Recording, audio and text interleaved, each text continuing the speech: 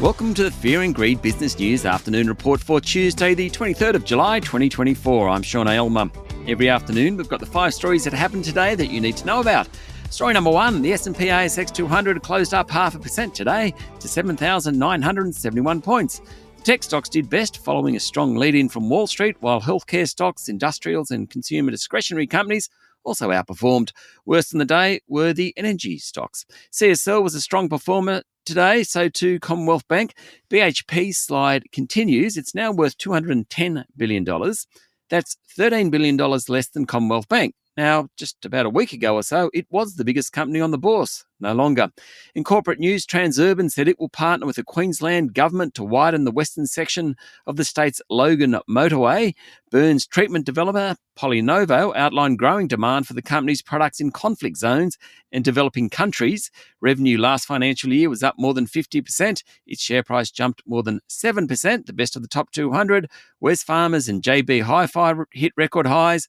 Lynas Rare Earths said the June quarter was marked by lower production due to maintenance works and falling prices for products.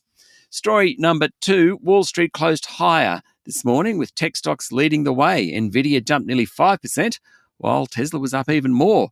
One stock not doing so well is CrowdStrike, the cybersecurity group responsible for last week's global IT outage.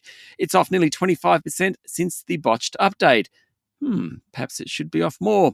After getting used to what happened in US politics over the weekend, Wall Street still thinks Donald Trump will end up as president. That supported the US dollar, pushing the Aussie dollar down to 66.3 US cents. That's a 1-month low. It's been heading lower for almost 2 weeks now. There is still pressure on commodity prices. Gold fell back below $2,400 US dollars an ounce overnight. That's likely to continue.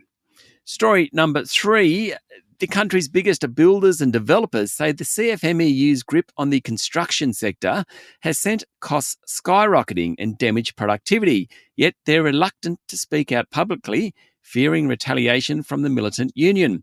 One unidentified source in a story in the Australian Financial Review said, and I quote, "There's a lot I could say, but to be honest, I'm still very wary of publicly making any comments and could not risk our name being attached to any comments for fear of retribution." The report says the comment was echoed by the leaders across construction and property development. Now, the CFMEU scandal, which alleges bikie gangs, bags of cash, bullying and poor behaviour by the union, has prodded the Albanese government into putting the CFMEU into external administration. The Fair Work Ombudsman has been asked to review all CFMEU enterprise agreements connected to Victoria's $100 billion big build infrastructure pipeline. And Federal Infrastructure Minister Catherine King has directed her department to review construction projects overseen by government business enterprises, including the new Western Sydney Airport and Inland Rail. Story number 4, the Albanese government has given the green light to a new round of gas exploration.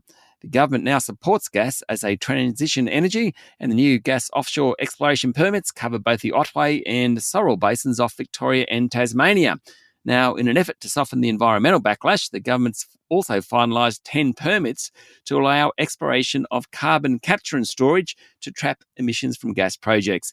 And story number 5, in an effort to recover its battered reputation, Optus is allowing customers to try its mobile network for 1 week for free.